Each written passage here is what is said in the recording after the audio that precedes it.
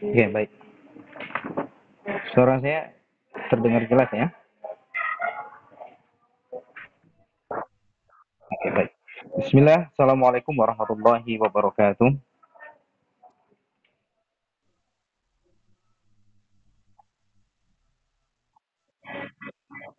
Alhamdulillahilladzi bini'matihi tatimmus shalihat. Asyhadu an la ilaha illallah wahdahu la syarikalah wa asyhadu anna Muhammadan abduhu wa rasuluh sallallahu alaihi wasallam la nabiyya wa rasula ba'da. Segala puji hanya milik Allah Ta'ala saja dan segala bentuk sesembahan dan peribadatan hanya pantas kita persembahkan kepada Allah saja, bukan untuk yang lain. Karena dengan begitu jiwa kita jadi sehat, mental kita jadi baik, dan hidup kita jadi bahagia. Kemudian salawat dan salam kita sama-sama berdoa semoga senantiasa Allah curahkan, limpahkan kepada Nabi kita, yakni Nabi Muhammad SAW, kepada keluarganya, para sahabatnya dan umatnya yang senantiasa istiqomah di atas ajarannya, yakni Islam, hingga uh, hayat menjemput, bahkan hingga akhir kiamat kala. Dan mudah-mudahan kita termasuk pada golongan ini. Amin ya rabbal alamin. Uh, Sebelumnya saya ucapkan terima kasih ya kepada panitia seminar pada pagi ini yang sudah mempercayakan saya untuk menyajikan materi tentang kesehatan mental ya. Uh, Tema kesehatan mental ini sebetulnya tema yang sudah lama diperbincangkan ya, bukan persoalan baru ya. Kalau dalam ilmu psikologi ini sudah termasuk apa namanya diskursus yang klasik ya, yang sudah lama diperbincangkan tentang kesehatan mental. Nah, cuman yang jadi persoalannya semakin banyak dibicarakan tema ini, eh, dan semakin banyak pula kita lihat fenomena-fenomena di mana orang mengalami mental yang tidak sehat. Ya. Artinya apa? Artinya tema ini sampai saat ini masih menjadi sebuah isu yang menarik ya untuk didiskusikan ya di kalangan manapun ya. Karena kesehatan mental ini tidak hanya uh, pembahasan yang ada di dunia akademik saja ya. Di dunia praktis misalnya dalam bidang konseling itu juga ini merupakan isu utama ya. Kemudian di rumah sakit misalnya sekarang kenapa ada konselor di rumah sakit, di puskesmas, ya, di rumah sakit umum maupun di puskesmas umum. Ya, kalau rumah sakit jiwa sudah jelas ya. Nah, karena persoalan kesehatan mental. Jadi kesehatan mental ini merupakan uh, sesuatu yang sangat mahal, ya. Apalagi pada masa-masa sekarang. Ya, kita sering dengar di berita, di medsos, banyak kita dengar informasi suami membunuh istrinya, ya, membunuh anak-anaknya, ya, kemudian anak bahkan menyekap orang tuanya sampai meninggal dunia karena menganggap itu bakti terbaiknya untuk orang tuanya. Ya, kemarin yang terjadi di Jawa Barat kalau tidak salah ya. Kemudian ya banyak hal lain di sekitar kita yang kemudian membuat kita tergugah ya. Apakah uh, semahal itu mental mental sehat itu sekarang? Nah, ini yang akan kita bicarakan pada pagi ini. Ya, bagaimana strategi kita supaya kita memiliki mental yang sehat. Ya, uh, dalam diskusi pagi ini saya tidak hanya menyajikan kesehatan mental menurut perspektif Barat, tapi juga bagaimana perspektif Islam dalam melihat kesehatan mental. Nah, nanti kita akan diskusikan, ya, nanti akan ada tanya jawab setelah materi yang saya sampaikan ini. Baik, uh, silakan di share materinya panitia ya. Di apa? Oke. Okay. Baik, lalu apa itu kesehatan mental? Menurut WHO, ya, kesehatan mental itu adalah kondisi dari kesejahteraan yang disadari individu yang di dalamnya terdapat kemampuan-kemampuan untuk mengelola stres, kehidupan yang wajar. Ya. Sederhananya, individu dapat bekerja secara produktif dan menghasilkan serta berperan di lingkungannya. Jadi menurut WHO, standar orang sehat, standar individu yang sehat itu yaitu ketika dia memiliki kesejahteraan psikologis atau subjective well-being dalam dirinya. Subjective well-being ini ada dua indikator. Yang pertama indikator kognisi, yang kedua indikator emosinya. Jadi dia sehat secara pikiran, pikirannya sehat, kognisinya sehat, dan perasaannya sehat, emosinya sehat. Nah, itu yang disebut dengan kesejahteraan psikologis. Jadi individu, seseorang, kalau sehat pikirannya, artinya dia mampu berpikir positif, ya tidak terganggu pikirannya, orang senyum nggak dibilangnya marah, orang senyum nggak dibilangnya ngejek, ya itu kan berarti sehat pikiran. Berarti memenuhi satu indikator. Indikator yang kedua apa? Perasaannya, emosinya. Jadi orang yang sehat mental itu secara emosional, dia mampu mengendalikan emosinya, mengelola emosinya. Dari apa? Dari stresor. Jadi hidup kita ini, teman-teman semua, itu penuh dengan masalah. Ya, cobalah cek dari tadi bangun tidur, itu muncul masalah pertama. Apa masalah pertama? Semalam di setel alarmnya jam 5 mau sholat subuh. Ternyata bangun jam 7. Ya kan? Masalah pertama. Ya bagi yang telat bangun ya. Kemudian apa lagi? Mandi tergesa-gesa, sabun habis. Muncul masalah kedua. Nggak jadi mandi. Terus datang ke kampus, di jalan, bannya bocor. Nah, masalah lagi. Tambah. Akhirnya apa? Datang ke kampus, telat setengah jam, ketemu dosen, ya dosennya marah-marah, masalah lagi. Jadi hidup kita ini penuh dengan masalah. Makanya kalau tak kuat, ya tak usah hidup kan begitu sebetulnya. Tapi itu bukan solusi ya. Karena kita kalau sudah diberikan kehidupan, diberikan nyawa, artinya kita sudah dianggap siap untuk hidup. Jadi stresor, ya stresor-stresor ini banyak dalam hidup kita. Tidak hanya satu, bermacam-macam. Di berbagai tempat, dimanapun kita berada, masalah ini akan muncul, apapun bentuknya. Maka saya sering dibilang sama teman saya, ya termasuk klien saya juga ya apa namanya konseling saya, dia bilang enak sekali jadi kamu bro, kan ini teman sama kuliah dulu, nggak ada masalah hidupnya, enak-enak aja gitu, kayaknya kok mengalir aja seperti air gitu. Dari kacamatanya seperti itu, tapi tidak sebetulnya. Saya bilang dari kacamata saya justru kamu yang enak hidupnya. Kenapa begitu saya bilang? Dapat mertua kaya, anaknya satu-satunya perempuan. Kamu dibuatkan rumah. Tak perlu bekerja, penghasilan, uang terus datang. Justru kamu yang lebih bahagia, saya bilang. Yo enggak, katanya. Saya stres. Bahkan sampai depresi. Ini menandakan apa? Bahwa setiap orang punya masalah. Cuman ada yang masalahnya itu nampak dari luar, artinya orang bisa merasakan dia bermasalah. Ada yang tidak. Dari mana apa keadaan ini muncul? Dari kemampuannya dalam manajemen stresnya, manajemen masalahnya. Nah ini penting. Makanya sebetulnya simpelnya di dalam apa perspektif WHO ini, orang sehat mental itu simpelnya adalah orang yang mampu dalam menjalani kehidupannya secara mandiri dan dia produktif serta berperan dalam lingkungannya. Nah, jadi kalau ada temannya sudah nggak mulai lagi bersosialisasi, kalau ngampus duduk di pojok diam-diam aja, nah ini ada indikator ya. Jadi nanti dilihat kawan-kawan, kalau ada yang seperti ini ya segera ajak gabung ya. Kita khawatir nanti mentalnya terganggu. Ya, nah, makanya di sekolah, di kampus itu nggak boleh ada bullying ya. Nah, bullying ini bahaya, ini bisa mengganggu kesehatan mental seseorang, baik pelakunya maupun korbannya.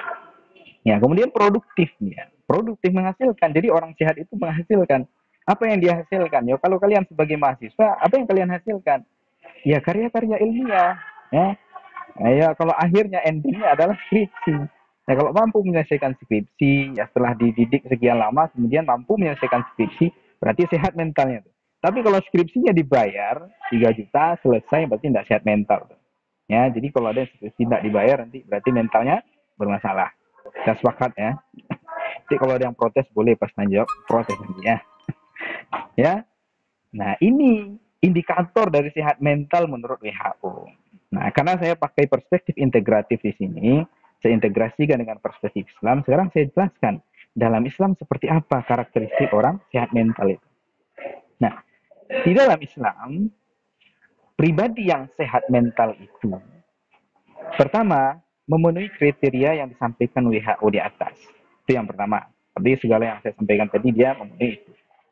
Nah, ternyata dalam Islam tidak sekedar itu, tidak sebatas itu saja orang disebut sehat mental, tapi ada unsur lain, ya, yang disebut dengan unsur transendentalnya.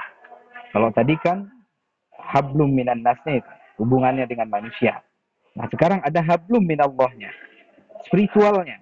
Jadi dalam Islam, orang disebut sehat mental itu kalau memenuhi indikator sehat secara spiritual, sehat secara transendental. Itu ya. Apa apa indikatornya itu orang yang sehat secara transenden itu? Sehat hablum minallahnya itu. Yaitu orang-orang yang dia terbebas dari segala macam penyakit hati. Nah, ini yang tidak tersentuh oleh Barat. Ya, Barat itu tidak pernah percaya dengan yang namanya kolbu. Ya, kolbu itu hati. Fuad, hati nurani. Kan? Barat tidak pernah percaya dengan itu. Karena mereka memang bagi mereka Tuhan itu sudah di penjara. Kan kurang ajar kan? Tuhan di penjara. Ya. Nah, kalau dosen di penjara ada ya. Tapi kalau Tuhan di penjara, nah ini luar biasa kan? Jadi di barat itu mereka pakai perspektif liberal. Dalam artian betul-betul bebas nilai. Bebas nilai apapun, bebas nilai budaya, bebas nilai agama dan seterusnya. Makanya mereka murni merumuskan pengetahuan itu dari akal dan dari pengalaman mereka. Hanya berbasis rasional dan empiris saja. Ya, itu basic dari atau core dari ilmu barat. Sementara Islam tidak. Ada core yang kuat dalam Islam yaitu Al-Quran dan hadis atau wahyu. Nah, jadi orang sehat mental dalam Islam, yang pertama sesuai dengan indikator WHO tadi. Yang kedua, dia tidak melakukan perbuatan-perbuatan yang bisa menyakiti hatinya atau yang membuat hatinya sakit kotor. Apa itu? Perbuatan dosa. Apa contoh perbuatan dosa? Ada syirik, ada mencuri, berbohong, ria, ya, khianat dan seterusnya. Ini perbuatan dosa atau akhlak, ya. Ya, apa akhlak tercela, misalnya berkata yang tidak baik dan seterusnya.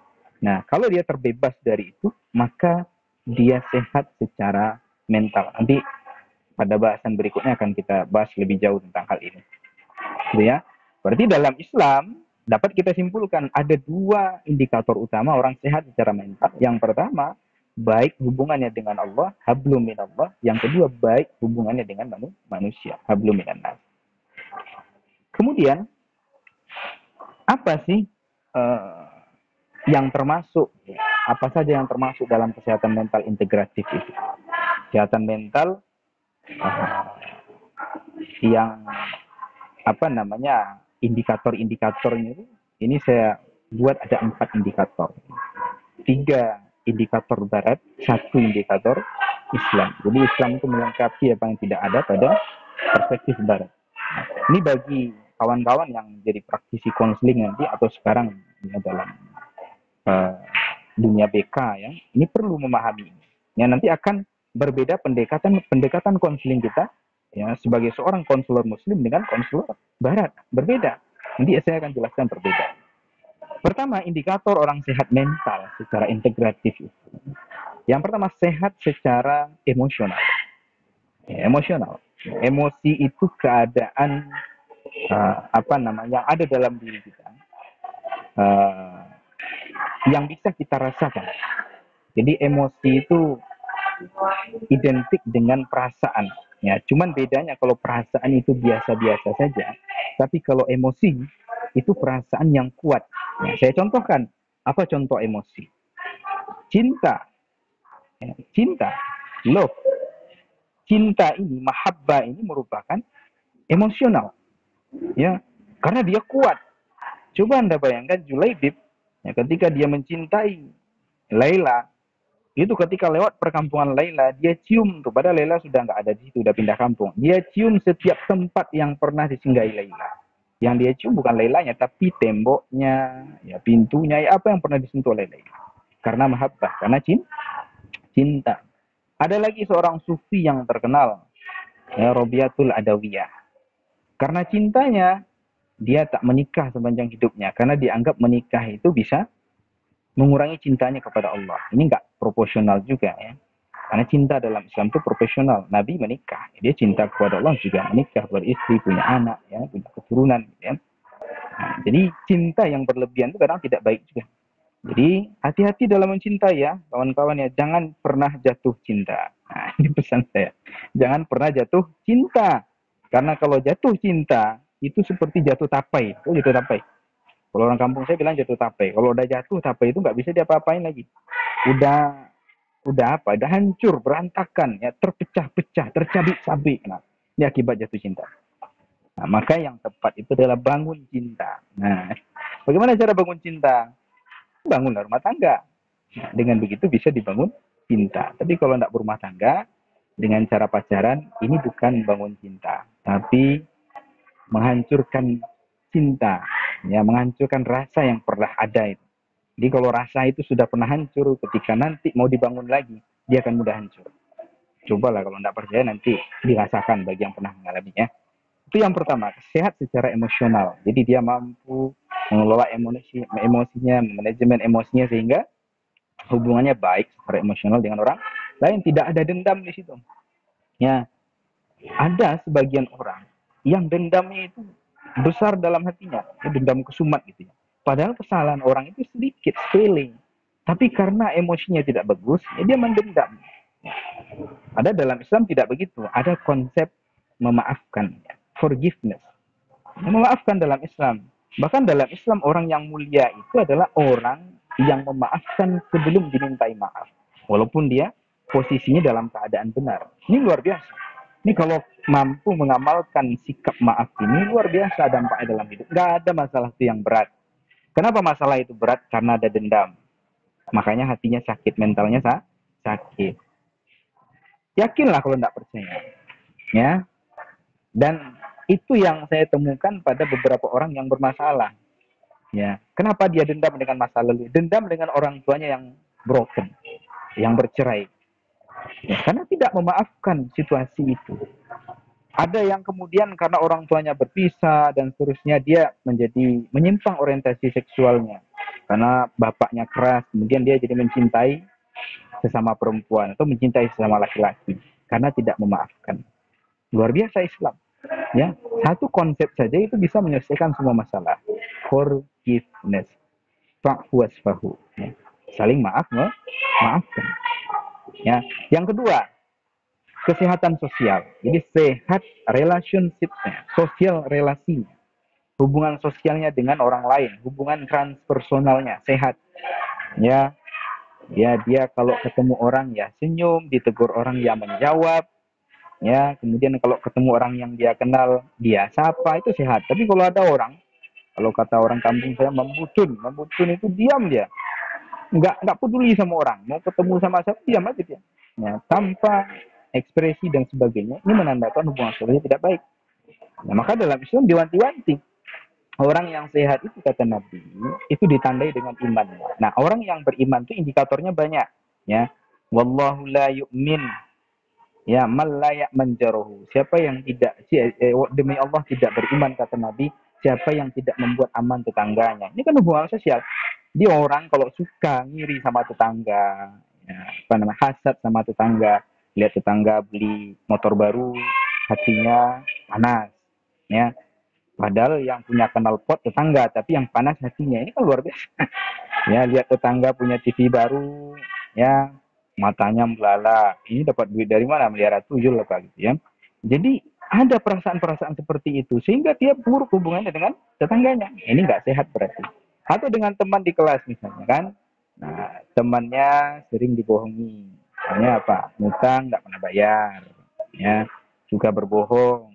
Kemudian suka cari-cari masalah. Ini indikator tidak sehat. Ya, kalau ada teman seperti ini, nasihati supaya segera datang ke konselor ya, ke psikolog ya. Nah, hubungan sosial. Apalagi kata Nabi, wallahu la yu'min demi Allah tidak beriman ya. Orang yang tidak mencintai sesama muslim seperti dia mencintai saudara sendiri. Ini kan juga sosial. Jadi mencintai sesama muslim, ya, saya, kalian semua, itu kata Nabi. Cinta yang paling bagus, yang kualitasnya tinggi itu adalah sama seperti cinta mencintai saudara sendiri. Ya, nah ini cinta yang berkualitas, ukhuwah Islamiyah itu. Kemudian apa lagi? Ya, siapa yang beriman kata Nabi, falyakul khairan aw liyasmut. Ya, katakanlah yang baik, kalau enggak diam. Ini juga sebetulnya mengatur hubungan sosial. Kadangkala kita tersinggung, enggak baik hubungan itu kan karena perkataan. Ya, makanya kata Nabi, siapa yang mampu menjaga dua perkara, itu antara dua bibir dan dua selangkangannya, maka dia akan masuk surga. Karena dua hal itu yang banyak menyebabkan orang masuk neraka. Satu lidah, dua kemaluan. Ya, sehat secara sosial. Yang ketiga, sehat secara psikologis. Apa itu sehat secara psikologis? Ya, orang sehat apa namanya eh, sesuai dengan indikator-indikator psikologi. Ya, apa indikator psikologi? Sangat banyak sekali. Dia punya konsep diri yang bagus, ya, punya harga diri yang bagus, ya, punya gambaran diri yang bagus, ya, kemudian punya harapan-harapan, ya, dan seterusnya. Ya, dan terakhir ini yang nggak ada dalam paradigma barat itu konsep kesehatan spiritual. Ya, adapun mereka bahas spiritual dalam teorinya psikologi transpersonal itu, tapi spiritual yang semu. Mereka anggap spiritual itu adalah kekuatan mistis di luar diri manusia dan di dalam diri manusia yang punya potensi besar. Ya, sehingga saya sering mengatakan konsep spiritual barat itu mirip dengan keyakinan animisme dinamisme. Ya, percaya terhadap kekuatan roh, percaya terhadap kekuatan eh, benda-benda yang gaib, yang atau yang nampak tapi dianggap punya kekuatan, ya, seperti orang takut misalnya dengan pohon angker dan seterusnya. Nah, ini spiritualitas dalam barat, dan keyakinan terhadap kekuatan alam itu luar biasa ya dalam spiritualitas barat, sehingga mereka kalau ingin sembuh itu mereka pergi ke gunung, kemana gitu ya, ke tempat-tempat yang natural, kemudian mereka bermeditasi di situ. Itu spiritualitas barat. Dalam Islam tidak. Spiritual Islam itu adalah tauhid, ya, iman kepada Allah. Ini yang menyehatkan.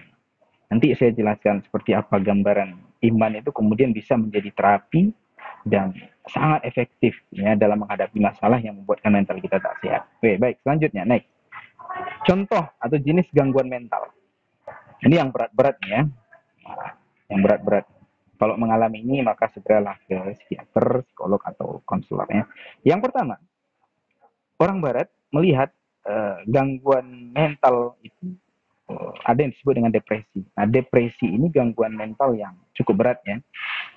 Depresi itu keadaan orang dengan stres yang berlebihan, ya, sehingga mengganggu aktivitas sehari-hari. Ya, nah, dulu kawan saya itu ya pernah mengalami ini, dan dia melihat istrinya itu benci, melihat anaknya benci. Ya, padahal kan normalnya orang ketika melihat anak, melihat istri itu senang. Ya, anak itu perhiasan, istri itu perhiasan, jadi enak kalau dilihat. Jadi kalau udah nggak enak lihat anak istri, berarti tanda depresi, tanda mental tidak sehat. Atau lihat saudara misalnya, lihat saudara dia nggak senang, ya marah aja lihat saudaranya, karena menurut pikirannya saudaranya itu sering dikasih jajan yang banyak, lebih dari dia.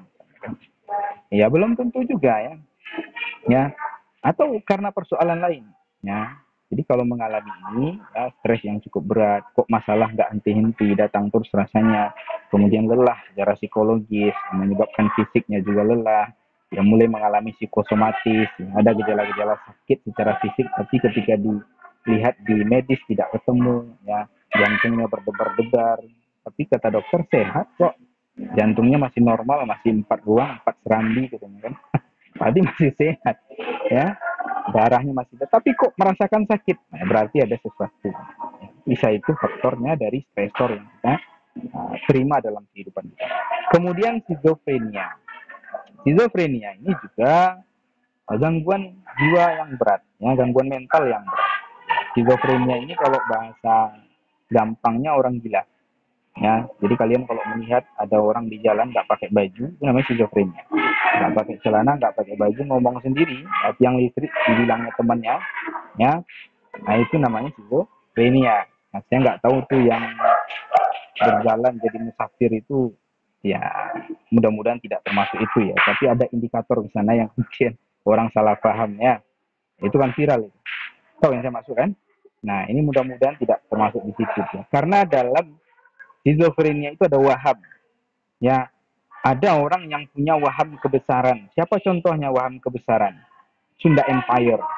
Itu waham kebesaran, seolah-olah dia raja ini dan sebagainya pada dalam dunia apa ya, dunia wahabnya itu ya. Ada orang yang punya waham macam-macam, ada waham kewalian, waham macam-macam ya, ada waham kenabian ngaku jadi nabi, waham ketuhanan dia ngaku jadi Tuhan, ini waham ya. Jadi dia berhalusinasi berat, hilang kontak dengan realita. Jadi dengan realita itu nggak nyambung lagi ya. Nah, ini namanya skizofrenia, depresi berat ya, psikosis, jadi tandai dengan gejala psikosis gitu. Nah, ini hati-hati kalau ada menemukan orang seperti itu. Nah, jangan sok-sokan SKSD ya, sok kenal sok dekat, nanti dilihatnya kita seperti paha ayam digigitnya nanti kan. Nah, atau yang lain mungkin kan, salah salah lihat dia kan, dianggapnya musuh atau apa, maka hati-hati. Nah, jadi orang-orang seperti ini biasanya ditangani oleh profesional ya, oleh konselor, psikolog atau psikiater. Tapi kalau sudah pada tahap skizofrenia ini, itu biasanya pakai psikiater juga. Ya tidak cukup kalau psikolog saja, karena dia sudah harus dikasih obat penenang ya. Ada apa namanya, emosional yang tidak stabil. Jadi sesekali itu dia bisa ngamuk dan mukul siapa saja yang ada di situ. Nah, ini jenis gejala gangguan mental yang berat. Kemudian dalam Islam, ini contoh aja yang dua. Tadi sebetulnya masih banyak ya. Contoh gangguan mental itu masih banyak. Ini yang berat, yang ringan banyak. Yang ringan banyak ya. Nah, ini yang berat-berat saja. Kemudian dalam Islam yang paling berat itu gangguan mental itu adalah syirik. Nah, syirik ini dalam pandangan Barat tidak masalah. Kenapa? Karena Barat tidak pakai perspektif itu. Dia tidak pakai perspektif ketuhanan. Ya, dalam Islam ini penting karena inilah kuncinya Islam. Ya, siapa yang mati dengan mengucapkan kalimat la ilaha illallah maka dia akan masuk surga. Ya, siapa yang mengucap syahadat maka otomatis dia sudah Islam walaupun belum sholat, belum puasa dan seterusnya. Jadi ini kuncinya. Ya, innallaha la yaghfiru ayyushraka bih wa yaghfiru ma duna dzalika liman yasha. Allah tidak mengampuni dosa syirik, tapi Allah ampuni dosa selain syirik. Maka syirik ini penting untuk menjaga kesehatan mental. Makanya kalau mau sehat jangan berbuat syirik, jangan datang ke dukun, ke para normal atau orang yang nggak normal. Ya, bukan orang pintar ya, orang bodoh. Berarti yang datang ke orang bodoh itu bodoh kuadrat. Ya, lebih bodoh dari orang bodoh. Nah, jangan berbuat syirik. Punya jimat, menyimpan jimat, menggantungkan keyakinan bahwa sesuatu punya kekuatan yang bisa membantu dirinya selain Allah, ini juga tidak boleh. Nah, kenapa kok kamu pakai kalung? Kayaknya kalungnya bagus itu. Ya, itu ada buntel-buntelannya biasanya itu kalau jimat ya, bungkus dalam kain kemudian dikalungi. Nah, ini salah satu bentuk kesyirikan. Ya, Pak, kan saya minta tetap sama Allah. Iya, tapi caranya nggak betul. Jadi kalau mau betul akidahnya, ya bertauhidlah sesuai dengan cara-cara yang sudah Allah tetapkan. Ya, walaupun dia misalnya tak minta sama Allah, tapi pakai jimat. Nah, kalau nggak ada jimat, dia nggak yakin kalau dia kuat, dia itu sehat. Itu namanya syirik. Ya, karena benda jimat itu tidak punya manfaat untuk benda itu sendiri maupun untuk kita. Ya, jadi jauhi kesyirikan. Kemudian ghadab itu marah. Marah ini juga merupakan penyakit mental yang cukup berat ya. Karena kalau orang marah itu ada hal-hal luar biasa yang bisa dilakukan di luar keadaan marahnya. Kalau normal orang nggak bisa. Misalnya normal begini, saya kalau mukul pintu itu nggak bisa jempol. Tapi kalau pas marah, mukul pintu itu bisa jempol. Nah, itu keadaan marah. Kalian mungkin pernah merasakan. Makanya dalam Islam itu kita boleh kita marah, tapi ada kadarnya, ada etika dalam marah, ada aturannya. Misalnya apa? Marah kepada anak ketika dia sudah wajib sholat tapi tidak sholat. Tapi marahnya itu ada kadarnya, ada aturannya.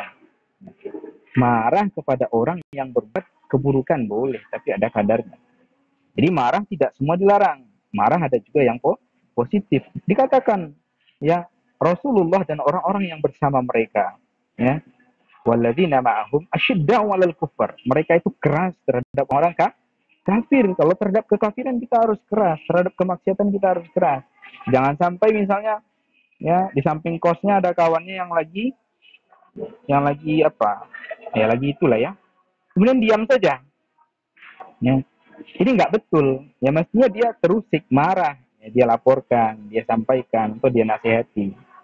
Ya, nggak didiam. Kalau diam kan malah nggak sehat. Ya, ada temannya di sebelah itu berbuat maksiat, dia diamkan saja. Ini malah nggak sehat. Ya, karena lama-lama bisa jadi dia yang ikut-ikutan tuh. Ya, kemarin ya kasus di yang Ami yang ya kasus Ami ya. Ya, dia terlibat prostitusi online karena diajak teman. Bayangkan tuh. Ini bahaya kalau mendiamkan kemaksiatan. Maka perlu amar ma'ruf nahi mungkar. Ini baru sehat.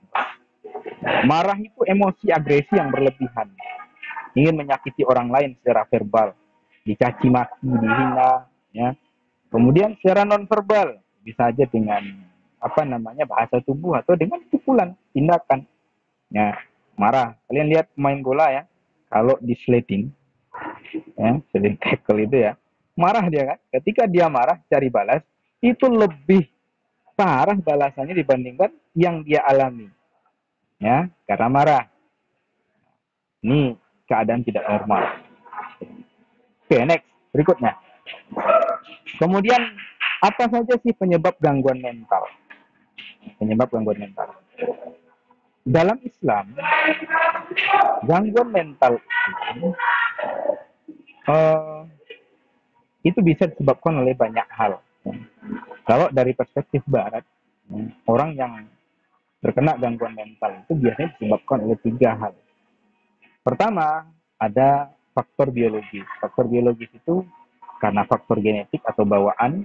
Ya, jadi bawaan genetiknya, misalnya bapaknya temperamen, kemudian anaknya temperamen. Ya, itu namanya bawaan. Ya. Kemudian ada trauma otak atau saraf. Jadi mungkin pernah jatuh, kemudian otaknya, mungkin sarafnya putus satu ya. Putus satu tali apanya itu, tali sarafnya itu. Ya. Jadi ini bisa menyebabkan terganggu kesehatan mentalnya. Ya, ada orang habis kecelakaan jadi pemarah. Ada banyak. Ini kenapa? Mungkin terganggu di otaknya, kontrol emosinya itu bermasalah, nggak sempurna seperti sebelum kecelakaan. Atau kecelakaan ketika lahir, pas lahir mungkin, ya gimana bentuk kecelakaan ketika lahir? Ya mungkin lahir pas di jalan ya jatuh. Atau karena faktor lain, mungkin faktor hormonal orang tuanya atau faktor persalinan ketika nggak lahir secara normal, kemudian kepalanya divakum, ya itu kan bisa menyebabkan rusak otaknya, ya itu mengalami kecelakaan ketika lahir. Ini bisa juga menyebabkan gangguan mental. Ya, banyak anak-anak slow learner, ya lambat dalam belajar itu karena kecelakaan ketika lahir. Atau kelainan di masa kandungan, ya ada kelainan-kelainan di masa kandungan, ya malnutrisi juga bisa, nutrisi kurang gizi ini juga bisa menyebabkan gangguan mental. Maka kalian walaupun mahasiswa ya, uang jajannya terbatas, nutrisi harus dijaga. Supaya apa? Supaya sehat mental. Kalau enggak nanti di kampus itu lihat dosen itu seperti lihat ayam pop, ya. Mau makan dosennya, padahal dosennya marah kan? Mau makan dosennya itu, ya. Nanti dosennya tanya dikit, dibilangnya dosen pemarah. Nah, karena kurang gizi mungkin. Jadi supaya kita cukup sehat dalam mencerna informasi, ya, maka makanlah makan makanan yang bergizi. 4 sehat, 5 sempurna. Dan kalau nggak sempurna yang kelima, 4 sehat itu. Ya. Jadi kalau fisik sehat, itu pikiran sehat, emosi sehat, jiwa sehat. Ya. Jadi jaga nutrisinya. Ya, Pak, saya makan 2 kali sehari, Pak. Ya, yang 2 kali itu usahakan yang bernutrisi. Jangan makan Indomie ya. Makan Indomie pagi, siang Indomie, ya, sore Indomie, malam Indomie, pagi lagi Indomie lagi. Lama-lama keriting rambutnya. Ya. Jadi makanlah makanan yang sehat. Ya. Jangan hidup ya seperti itu, ya nggak teratur, ya. Dan divariasi makan tuh divariasikan, ya makan daging, ya makan ayam, ya makan sayur-sayuran, ya makan ya buah-buahan, divariasikan, ya walaupun sedikit. Kalau dia bervariasi maka nutrisinya bisa tercukupi. Apa, saya tidak mau makan daging, Pak. Kenapa? Saya vegetarian, Pak. Nah, ini bermasalah. Orang vegetarian ini secara mental juga bermasalah, ya, karena normalnya orang itu memakan, ya daging dimakan, ya sayur dimakan, kan begitu ya. Kalau ada yang tidak memakan sesuatu berarti mentalnya bermasalah. Ada yang, Pak, saya takut makan coklat, Pak. Kenapa? Takut gemuk, padahal sudah kering kerontang badannya kan, ya tinggal kulit pembalut tulang, ya. Nah, ini sakit mental, mengalami anoreksia nervosa, ya. Atau yang berlebihan malah makannya terlalu banyak. Ini kalau makan tuh orang piring berdua, dia 2 piring sendiri. Aku balikannya kan. Ini juga masalah. Nah, apa namanya? Obesitas. Nah, terlalu gemuk. Nah, ini juga nggak betul. Nah, jadi supaya proporsional, maka makanlah secara beragam dan makan yang sehat. Ya. Kemudian gangguan anatomi tubuhnya bermasalah, kan? Nah, ini juga bisa menyebabkan gangguan mental. Artinya apa? Keadaan fisik, keadaan fisiologi kita, keadaan biologis kita itu mempengaruhi keadaan mental kita. Jadi kalau mental sehat, fisik harus sehat. Maka dalam Islam kesehatan fisik itu diperhatikan, ya. Bahkan yang di luar pun diperhatikan. At-tahuru satrul iman. Ya, kesucian itu bagian dari iman dalam Islam. Jadi orang yang hidupnya suci, menjaga kebersihan, dan seterusnya, itu tanda ciri dia punya iman. Ya, di antara cabang-cabang iman itu, kalau hidupnya bersih, nggak acak-adul, berantakan, datang ke kampus, ya, nggak mandi, masih ada bekas garis-garis bantal di sini kan nggak mandi, ya, kukunya panjang-panjang, udah hitam panjang lagi kan. Nah ini nggak betul. Ya, berarti ada gangguan. Ya. Kemudian secara psikologis juga banyak penyebabnya. Apa misalnya interaksi dengan orang lain, ya, interpersonal relationship, ya hubungan dengan orang lain. Itu kalau mengalami hubungan bermasalah dengan orang lain, itu mentalnya akan terganggu. Contoh, di kelas itu nggak ada teman satupun yang betul, cuma dia yang betul, orang salah semua. Ini tanda-tanda sakit mental. Ya, jadi kawan di kelas tuh nggak ada yang betul, semua dia salah semua. Ya, nggak punya teman dekat, nggak punya teman sohib. Ya, ini juga tanda-tanda nggak sehat. Ya, orang yang sehat itu dia punya teman dekat 1 sampai 3 atau 4 orang. Ada teman dekatnya. Cuma kalau ada masalah dia sampaikan, dia ceritakan, tempat dia berbagi, gitu ya. Nah, mesti begitu orang sehat. Tapi kalau nggak punya sama sekali, ya musuh yang diperbanyak, ini berarti bermasalah psikologis.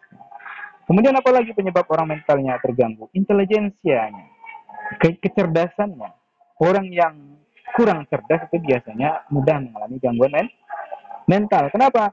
Karena dia sulit dalam menghadapi masalah. Jadi kecerdasan itu adalah kemampuan seseorang dalam problem solving, dalam menyelesaikan masalah. Itu sebetulnya intelijensi.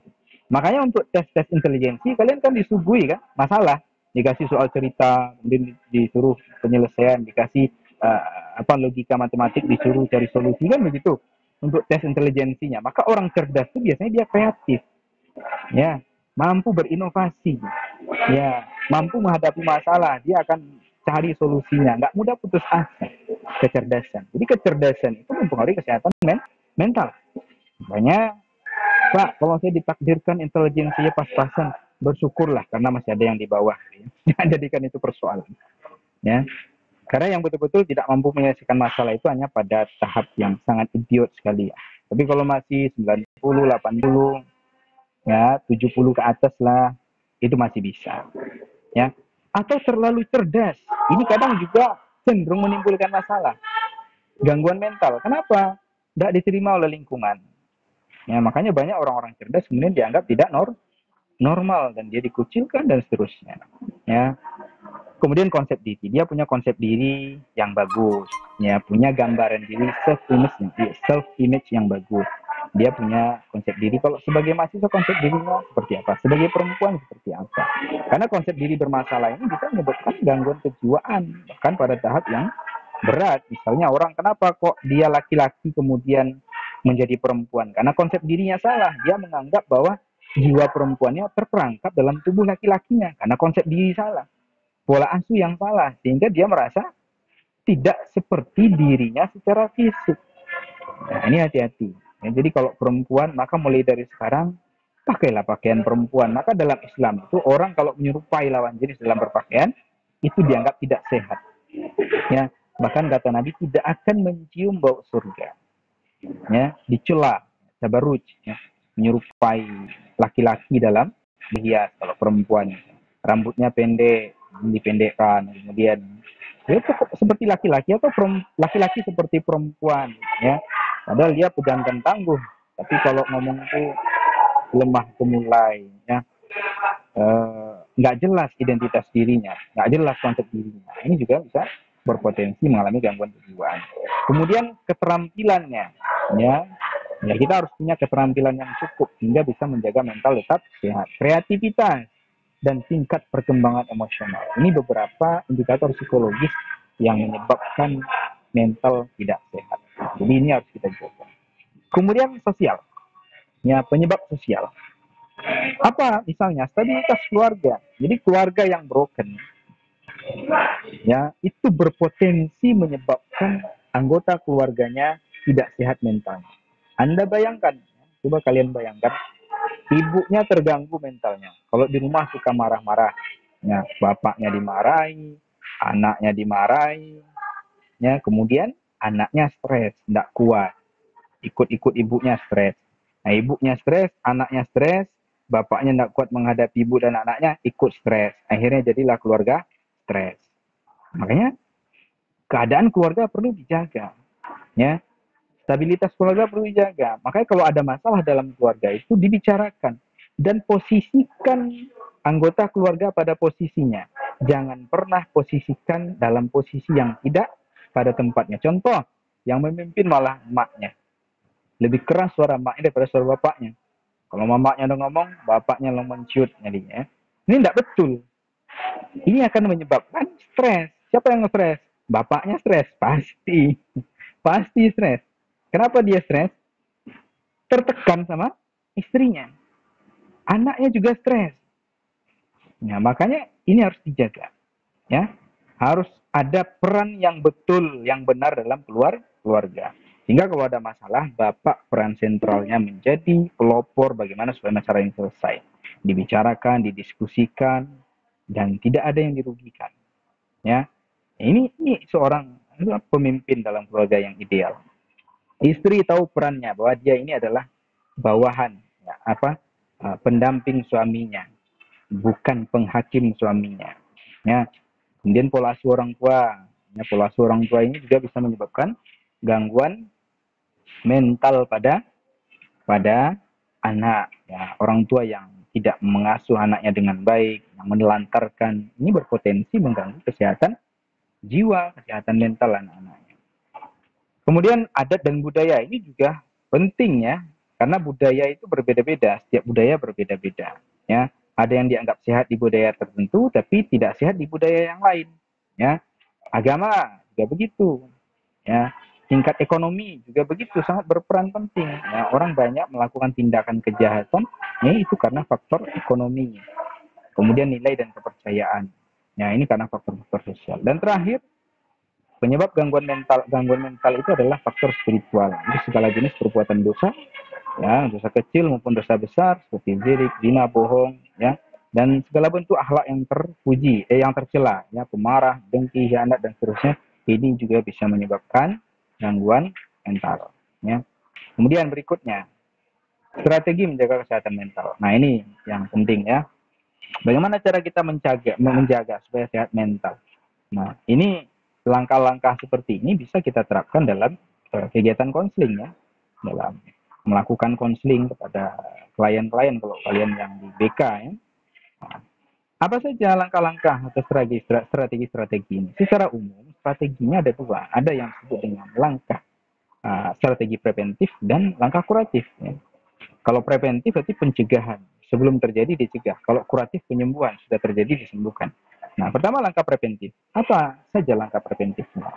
Yang pertama jaga pola hidup sehat. Nah, tetap tadi jaga pola hidup sehat, olahraga, makan teratur, ya dan seterusnya. Karena orang kalau nggak sehat hidupnya itu mudah, kalau orang penyakitan itu mudah kena sakit jiwa loh. Hidupnya itu sakit terus dan akhirnya berburuk sangka sama Allah. Allah ndak adil kok saya sakit terus. Padahal ulah dia, ya, ulah dia. Nah, maka harus dijaga tuh pola pola hidup kita supaya sehat. Olahraga, makan teratur. Ya, ada sekarang penyakit GERD namanya. Penyakit lambung yang menyebabkan orangnya itu seolah-olah mati. Nah, ini kan akibat pola hidup yang bermasalah. Jadi kalau punya penyakit GERD ini, orangnya cemas berlebihan, ya, dadanya itu sesak, ya. Ini biasanya karena nggak teratur makannya, nggak sehat pola makannya. Jadi ya harus jaga pola sehat supaya badannya sehat, yang bisa mendukung mental sehat. Kemudian hubungan sosial yang sehat. Ya, tadi sudah saya jelaskan, kita harus punya hubungan relationship, social relationship yang bagus, yang baik dengan sekitar kita, dengan siapapun itu. Kemudian bangun konsep diri yang sehat. Nah, tadi sudah dijelaskan juga, kita harus punya konsep diri yang sehat, yang proporsional, yang sesuai dengan diri kita. Kalau kita laki-laki, konsep diri kan kita sebagai laki-laki. Kalau sebagai perempuan begitu. Kalau sebagai anak begitu. Sebagai mahasiswa, sebagai mahasiswi. Seperti itu. Ya, karena konsep diri bermasalah kadang-kala menyebabkan kita salah dalam mengambil tindakan. Ya, ada mahasiswi, ya, dia salah dalam melihat apa dirinya. Dia melihat diri itu seperti orang kaya. Jadi kalau kuliah pengen di kampus yang ternama, yang burju. Kemudian gaya hidupnya mewah. Orang tua tak kuat. Akhirnya apa? Jual diri. Prostitusi. Jadi ayam university chicken. Gitu ya. Jadi ayam kampus. Nah, kemarin kita udah bahas dalam studi kasus. Karena konsep diri yang salah. Dia menganggap dirinya itu beda dari kenyataannya. Nah, tapi kalau punya harapan boleh. Pak, saya mau jadi orang kaya boleh, tak ada masalah. Ya. Nah, cuman kalau konsep dirinya bermasalah, ini yang jadi persoalan. Kemudian konsultasi dengan ahli jiwa, ya dengan psikolog, dengan konselor, dengan psikiater. Jadi kalau sudah apa namanya ada indikasi-indikasi masalah-masalah yang menyebabkan stres, depresi berkelanjutan, nah segera ke ahlinya. Konsultasikan supaya nggak terjadi hal yang tidak diinginkan, ya, terganggu kesehatan jiwanya. Nah, kalau dalam integriti perspektif integritas, yang menyebab langkah-langkah preventif itu bisa dengan yang pertama menjaga kemurnian tauhid, ya, menjaga imannya, menjaga keyakinannya. Ya.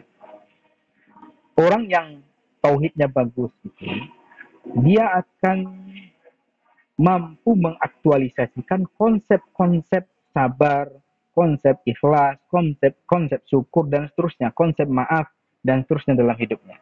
Kalau tauhidnya bagus. Tapi kalau tauhidnya nggak bagus, dia nggak akan mampu bersabar, nggak akan mampu bersyukur, nggak akan mampu ikhlas. Cobalah kalian nanti coba apa namanya merenung begitu ya. Kenapa selama ini saya pemarah? Karena tauhidnya bermasalah. Dia nggak mampu meredam marahnya karena dia anggap langkah yang dia lakukan apa namanya cara yang dia tempuh itu cara yang benar. Padahal tidak, dalam Islam cara yang benar itu adalah meredam. Oke, sorry. Oh, ada yang menonaktifkan mikrofon saya. Nah, oke. Oke, sudah bisa. Oke ya. Jadi kalau kita bergantung pada cara-cara kita dalam menyelesaikan masalah, kita kadangkala suka marah kalau tidak sesuai dengan apa yang kita inginkan. Nah, ini tidak bagus. Ya, kalau mau bagus, ini harus dijaga, diredam. Ya. Jadi harus dijaga ketauhidannya. Karena dengan menjaga tauhid, kita akan mampu menjalankan sabar, menjalankan ikhlas, menjalankan syukur. Kalau enggak, kita enggak akan percaya. Enggak akan percaya dengan janji Allah. Fasobrun jamil. Ya, bersabarlah. Karena di akhir kesabaran itu indah. Ya, jadi di ujung kesabaran itu ada keindahan yang tidak pernah kita bayangkan. Nah, kalau dia punya keyakinan itu dia akan bersabar. Kalau tauhidnya betul. Yang kedua, menjalankan perintah Allah. takwa kepada Allah, menjalankan perintah, menjauhi larangan Allah. Ya, sholat ya sholat, jangan sampai tinggalkan sholat. Jadi apapun masalah kita jangan sampai tinggalkan sholat. Seberat apapun masalahnya jangan sampai tinggalkan sholat. Karena kalau kita tinggalkan sholat, hilang tameng kita, hilang apa namanya itu barrier kita. Ya, barrier itu penghalang kita dari hal-hal yang buruk. Jadi kalau mahasiswa nasihatnya selalu jaga sholat, jangan sampai tinggal sholat. Kalau sudah tinggal sholat, sudah nanti yang buruk pun udah masuk. Karena kalian jauh dari orang tua. Ya. Kemudian langkah kuratif, langkah penyembuhan. Kalau terjadi bagaimana? Kalau terjadi konsultasi dengan ahli jiwa, konselor, psikolog, psikiater datang ke situ. Ya, mahal Pak, satu kali konsultasi berapa biayanya gitu. Cari yang gratis, masih ada yang gratis ya. Seperti saya gratis, nggak perlu bayar. Ya. Ya, jadi mau konsultasi mau apa ya mahasiswa atau siapa biasanya saya nggak pakai tarif karena saya emang nggak buka praktik gitu ya. Siapa yang mau silakan. Kemudian dalam perspektif integritas integritas perspektif, gunakan pendekatan tauhid ya. Apa itu? Kalau sudah terjadi gangguan kejiwaan, lakukan tazkiyatun nafs, penyucian jiwa. Karena penyebab mental terganggu itu adalah jiwa yang sakit. Akibat dosanya banyak, maksiatnya banyak, maka taubat ya. Jadi langkah pertama yang diajarkan oleh Allah dan Rasulnya ketika kita berbuat dosa, ketika kita dapat masalah adalah istighfar. Istighfar. Taubat. Tubu ilallah. Kembali kepada Allah. Nah, Allah itu selalu menunggu hambanya ketika dia berbuat dosa. Allah akan menunggu tuh. Dosa catat dulu malaikat kata Allah. Tunggu sampai dia istighfar dulu. Maka segera istighfar. Apapun dosanya. Istighfar segera. Astaghfirullah wa atubu ilaih. Ya, maka kalau ini betul-betul dari hati yang dalam, dosa tadi akan dihilangkan, dihapus. Dan dapat pahala dari istighfar. Nah, kenapa kita perlu istighfar, Pak? Kenapa perlu istighfar? Karena dosa itu meresahkan. Dosa itu membuat hati sakit. Hati bermasalah. Dosa itu memang tak nampak, kata Imam Al-Ghazali. Tapi bisa dirasakan. Ya, dosa memang tak berbentuk bisul. Tapi dalam hati dia bisa dirasakan. Bayangkan kalau dosa itu bentuknya bisul atau yang lain-lain. Pasti dalam satu hari itu penuh tubuh kita dengan bisul. Tapi bisa dirasakan dosa. Jadi dosa itu membuat hati terganggu. Mental terganggu. Kalau pahala membuat hati sehat. Ya, taubat kepada Allah. Kemudian dalam proses taubat itu ada doa. Berdoa kepada Allah. Minta supaya tidak lagi di situ.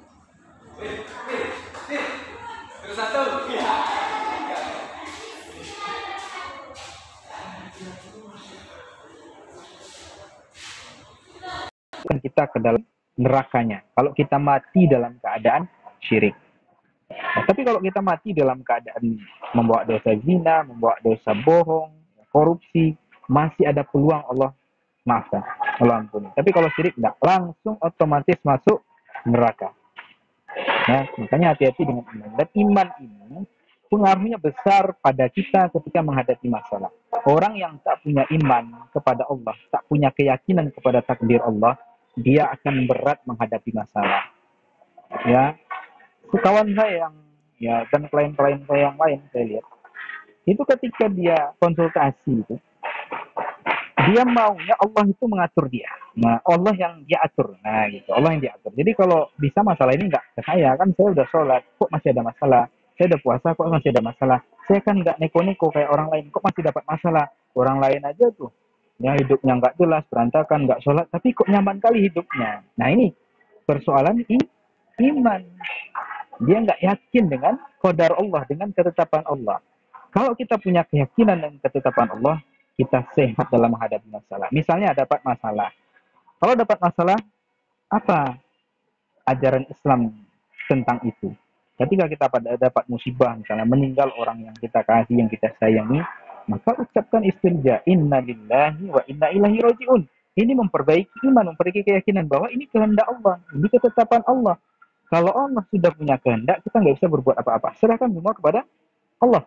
Kalau orang yang tidak punya keyakinan itu, dia akan Anggap Allah nggak adil. Allah nggak adil sama saya. Anak saya baru kecil, bahkan belum lahir sudah meninggal, belum punya anak sama sekali. Orang lain yang nggak sholat aja banyak anaknya. Orang kafirnya banyak anaknya misalnya kan begitu. Ini karena tidak punya iman dengan takdir, dengan ketetapan Allah. Jadi orang kalau nggak punya iman kepada takdir Allah, dia sulit untuk menempatkan dirinya sebagai hamba. Dia akan menempatkan dirinya sebagai pencipta. Dia yang mau mengatur segala-galanya. Karena dia nggak percaya dengan takdir. Maunya takdir itu sesuai kehendak dia. Ini konsep yang salah dalam iman. Maka perbaiki iman. Ya, nah, iman ini bisa menjaga kesehatan mental kita. Maka dalam konseling, dalam konselor, ya, hal yang pertama harus di cross check, dikonfirmasi oleh seorang konselor kepada klien adalah persoalan iman. Bagaimana keyakinan kliennya? Ya, sehat enggak? Bertauhid enggak?